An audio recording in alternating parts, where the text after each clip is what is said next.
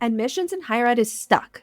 Outdated tools and rigid processes slow institutions down, making it harder to truly connect with today's students. But Brittany at the College of Albemarle shows there's a better way.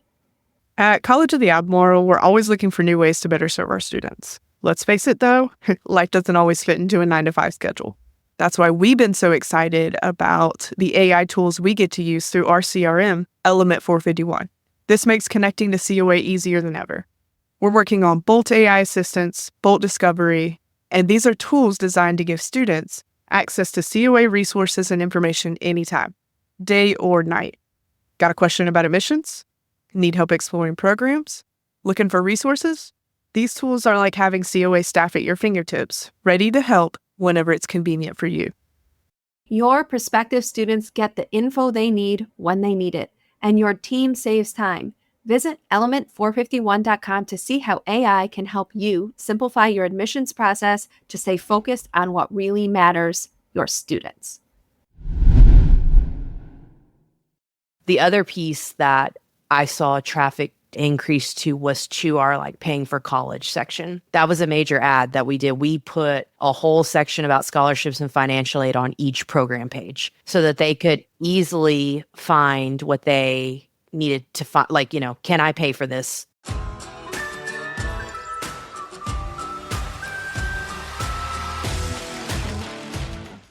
This is The Application, where higher ed enrollment strategy gets tactical.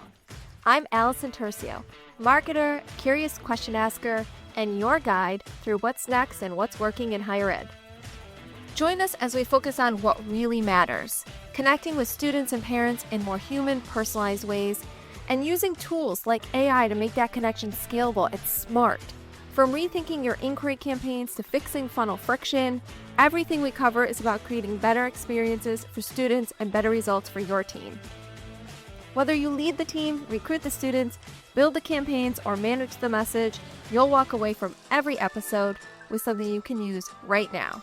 Are you ready to get one step closer to your next enrollment win? Let's go.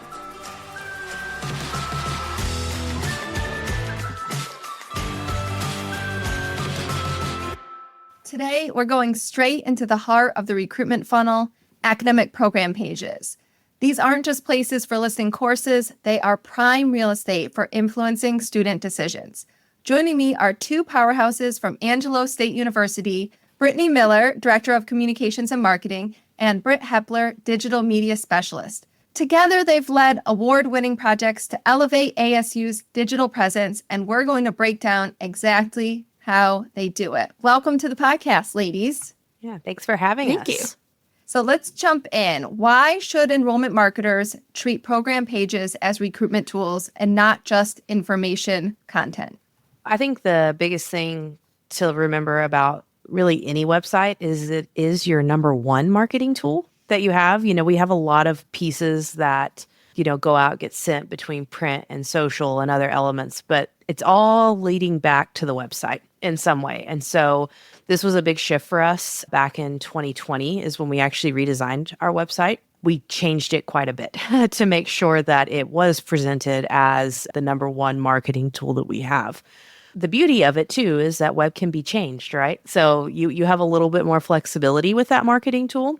With the increase in digital marketing initiatives and the way that marketing in general is shifting, we really wanted to focus on the academic program pages in this redesign and then again in the refresh a couple of years ago that we did.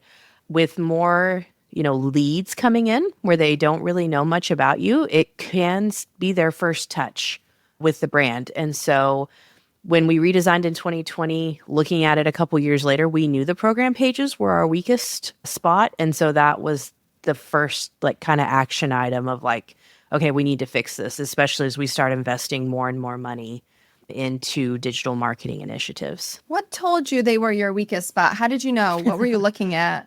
Oh, gosh. Well, plenty of internal feedback. How about that? Is that a nice way to say that?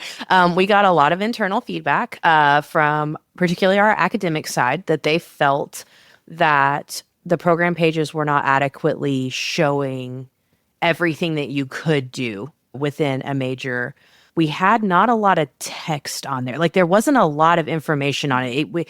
Or you could go and learn about it, but then you couldn't do anything else. So it was a lot of feedback from our admissions team too, saying, we have students going here, but then like they can't figure out how to apply or how to request more info or find out the financial aid information, kind of the, natural progression of the search process. Like 1, do you have my program? And then 2, can I pay for it? Type thing. And so if we did it mostly off of some internal feedback that we were getting just from across the campus, across all stakeholders, that there was maybe some weakness there that we could enhance. And as you were thinking about this transformation, who did you consider to be your main audience? Prospective students first. That is what our entire website is driven towards. It's not that the other audiences don't matter because they all play a part, but most of our audience is going to be prospective students. So everything is written with a lens for them first, particularly anywhere that they might be, obviously. But then the parents are also a part of that too, right? We know that parents are more involved in the college search process. That's a nice way to put it. Yeah, they're more involved and they have a lot of questions too. So we spent a lot of time really thinking about like what would the natural progression be for both a prospect and their parents as they were going down the page, the ever looming scroll of like what might they ask next. And so prospects first, but parents are a part of that too. Now it's hard to separate them like we used to. We used to have them in their own separate buckets, but now it kind of goes together. So you just kind of gave us a picture about what it was like before, which sounds like it wasn't much, right? It wasn't. Yeah. So what did you change, and what have you found to be working really well with those changes? You're going to say what didn't change, right? Actually, it all changed. I'll be real honest. Yeah. It all changed. So I actually went to Britt first because I was like, hey, I'm about to flip these on their head. Are you ready? Like, we got to get some buy-in. And so Britt was actually the first person I talked to and was like, how do you feel about redesigning some pages? Like, and what was that? What was that like for you, Britt?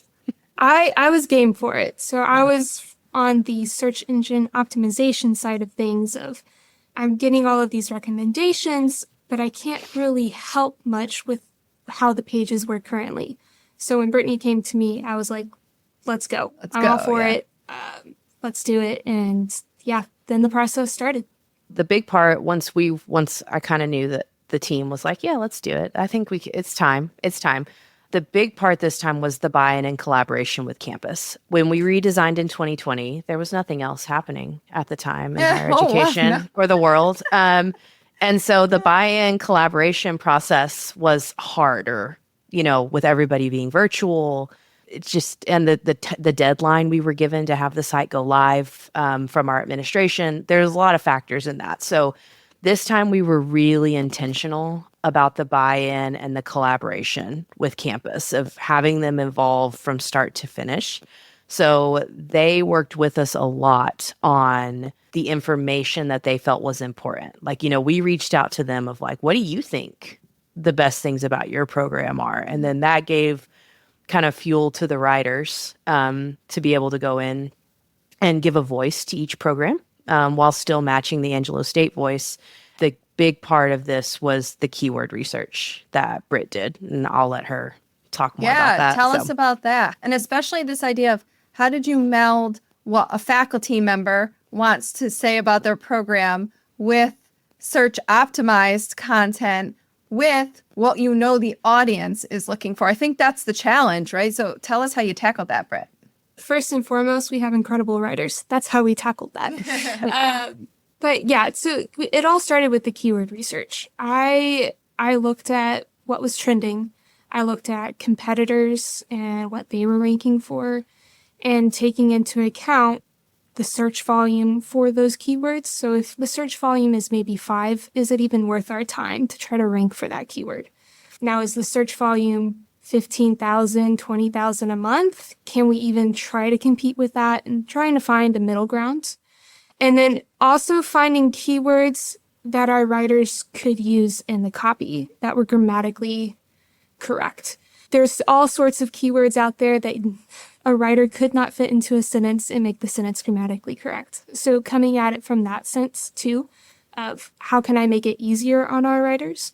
Our writers are genius. We have multiple of them. Brittany was one of them, and she is an incredible writer. And just balancing the readability level too, to get to that freshman and high school readability to where we can capture that audience and make it easily understandable. I'd work with our writers anytime, any day. They're incredible.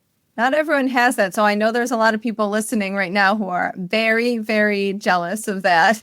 And all of us, I think, have been through unsuccessful web redesigns, probably, right? More than we've been through successful redesigns. So it sounds to me like a key to your success on this one was that collaboration. Yes. How did you approach that? What tips would you give to other people who are working really hard on bringing those different pieces together to be able to put a product out there that improves the search engine optimization, improves your lead gen, improves your application, right? And gives a better user experience? What advice would you give? It started with us with admissions. I think that a good relationship with your admissions team is crucial, right? Because you both want the same thing. The website helps recruitment helps them, which helps the university. It's just one big circle, right? And so they were actually our first stop because the biggest change we probably made, I mean, really, like I said, the page changed, like we flipped it on its head. But probably the biggest thing that changed was we went from just a one-click RFI to that was our long RFI. We built short RFIs for each individual program page. And so we started with admissions first to make sure, hey, can we do this? Are you okay with us doing this? Because we're going to eliminate a lot of the RFI data because we want them to be quick, right? Yeah, and we all know, the more things you're asking, the less conversion you're going to get. I was on a college's website a couple days ago, 30 plus fields. Yeah. And our main RFI does have that. And, which I think there's a time and a place for that. But for these, especially when we're doing funneling more traffic to it through digital advertising, it was like, we need something fast. And so they were game, which I'm grateful for. Immediately started working with their Salesforce, people on their team to start building these. From there, we went to our website strategy team. So we have a strategy team on campus that was established back in 2020 with the redesign that established a group of stakeholders for us to meet 2 times a year and kind of talk about the health of the site, from academics to student life to admissions, development, and alumni relations, kind of all the key areas. And we took it to them and we were like, this is a weakness. We're hearing a lot of grumblings internally. We're looking at it from the perspective, if I was trying to find something about my program, what could I find? So the strategy team got on board with us. And this was all about a 4-month, the 4-month research part was a lot of the collaboration. And then what happened is myself and the other writer who did most of this went to the department chair meetings of every college, told them what we were going to do and that we needed their help, because they know their program better than we do. And so we worked with every department head to get their points of pride and things they really wanted to mention, stick out, so that we could find that balance and write compelling copy that, again, satisfied the things that we wanted to make sure that the prospect had a good journey, but also made them feel like their voice was heard and that their program was reflected in the way that they wanted it to be. What are some of your favorite either pieces of content or favorite program pages? What came out that you're just extra proud of that everyone should go check out? One in particular I'm proud of is our curriculum and instruction page. So it's a graduate program, fully online. Before we redid our program pages, it had the curriculum and instruction degree had 3 specializations. And each specialization had its own page with very minimum copy. So it wasn't a great user experience of you had to click to each one. It was more clicks. And what came out of it was just one page. The department was on board. They were like, absolutely, let's combine it. It makes the most sense. It's one degree with just 3 specializations. We created a table to where we can still highlight each specialization, and the minimum copy was thrown into the page. Of course, keyword research was thrown in there and optimizing it. For someone who manages the website, if I can shrink the number of pages on the website, I will do that in a heartbeat if it makes sense. And we did that with a few other pages, but that was one that came into mind where we got 3 separate pages down into one. So it's just a better user experience all around for the prospective grad student. How about you, Brittany? What's your top? Yeah, no, I think education was a good one. We did a lot of good work for the College of Ed during that redesign. The visual and performing arts pages were the ones that I really liked because there was the same thing. We had like 3 different pages for a music degree because one was like a, teacher cert, one was a specialization in voice, one was a specialization in instruments, and they were all their own page previously, but there wasn't enough copy for any of it. So it was just all kind of there. Probably so we felt lame if you're a student who actually wants to go into music. It's like, oh, this is all they have to say about my thing. Yeah, exactly. And we have a phenomenal music faculty and like facilities and things like that. And so we combined their pages to the same thing, tailored it more to the whole degree where they could then break out what they were looking for. Another area that I think helped solve some inefficiencies, I guess, was the engineering pages. We had a lot of information that wasn't on the program page, but was in the department page. But students don't go to the department page necessarily. So we were able to pull a lot of what was in the department page that are really good marketing pieces for our engineering programs and put them on their program pages. So those were some key changes that I think really just elevated those programs and the ability for students to find out more about them. As you're evaluating their effectiveness, and it sounds like you guys are really tuned in to these program pages. It wasn't like you just did this a couple of years ago and they've just sat there since then. What are you looking at? What kind of metrics are you looking at? What kind of engagement are you tracking? What kind of adjustments have you made based on that data? Yeah, so first and foremost is those RFI submissions at the top, and that was the most immediate impact. I mean, almost instantaneously. So we went live with the undergraduate pages in May, right after graduation, and went live with our graduate programs August 1. So all over that course of the summer. It was really busy, like 6 months. Within the first month, the month of August, year over year, RFI submissions went from 128 to over 600. Wow. Like, I mean, Impressive. Immediate impact. And we've just seen that trend the whole time. Like our RFI count is just light years ahead of what it was, which is helpful for a lot of different initiatives, not just, the website. The other piece that I saw traffic increase to was to our like paying for college section. That was a major ad that we did. We put a whole section about scholarships and financial aid on each program page, so that they could easily find what they needed to find, like, can I pay for this? Let's send you over there. And the amount of traffic that started getting funneled there from academic program pages was something that we started seeing trending up as well. So those are the 2 big pieces that we've been tracking. And we modify the pages every once in a while, particularly as like the degree plans and tracks change or update. And so that we start the process over. We'll keyword research. We just did this for a couple of programs. We'll keyword research the new tracks so that we can work those keywords into the new copy.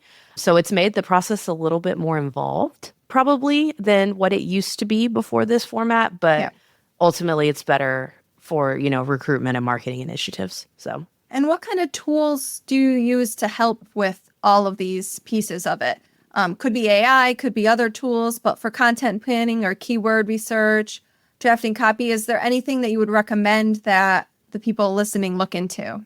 So we use BrightEdge as our search engine optimization tool. They have a lot of AI elements in it as well.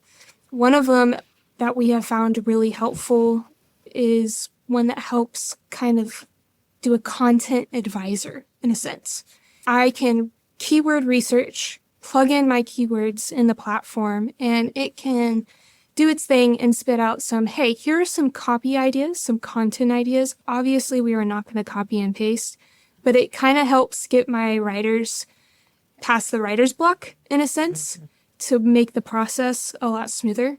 We do also use other AI tools, ChatGPT, to help write SEO descriptions, so meta descriptions that pull into Google. If it can help me save time, because there's a lot of projects happening at once, then let's use AI to help in that. Is it writing our copy? No. But is it helping our writers get past that writer's block? Absolutely. Another way that we use AI is YouTube descriptions. So YouTube is the second most used search engine out there. And we started implementing department videos into our program pages. This was not done in the initial overhaul. But with that, I can throw in keywords with AI and be like, hey, can you write me a YouTube description? Give me some other keywords that you think would be helpful. And it gets me to that point to where I'm also optimizing on this other search engine platform to get us more traffic. You're right in line with my thinking, Britt. I'm a big proponent of using AI as a helper, not a replacer. We've got to find that balance between it helping and the language not sounding human or persuasive. Only we know our students and really how to talk about our schools. Like, we have to put that critical thinking onto all of it. So you're spot on with me. That's my perspective too. It's one of those things. AI's not going away. If anything, it's enhancing. And if me in particular, if I dig my heels into the sand and just refuse to learn it, I'm going to hinder myself in the future.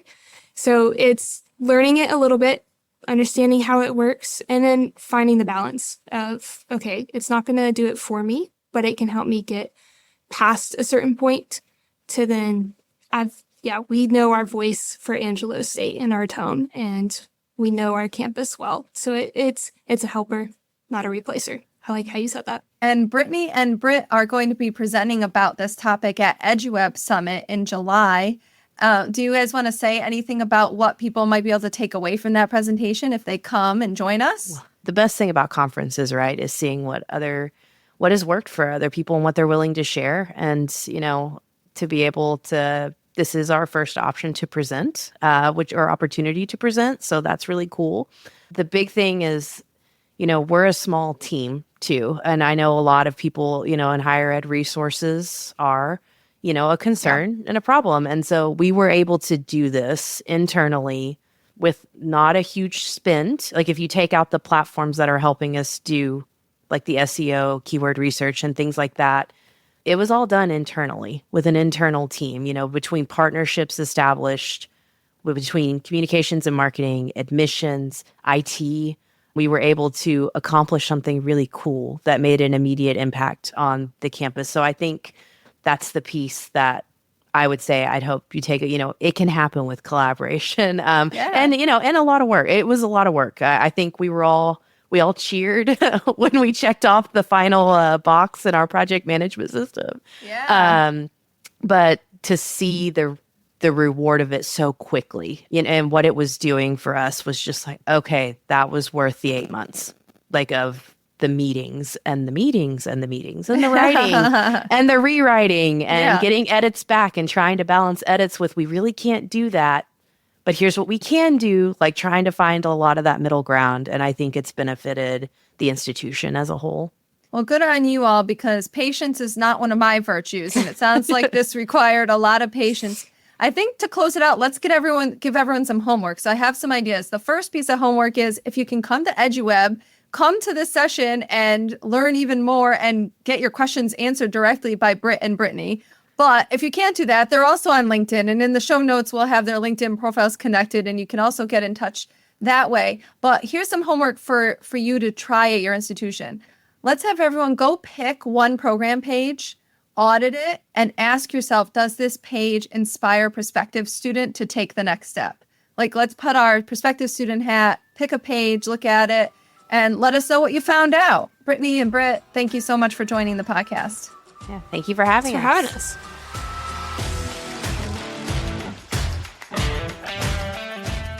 Thanks for listening to The Application. This show is a proud member of the Enrollify Network, home to higher ed's largest collection of podcasts.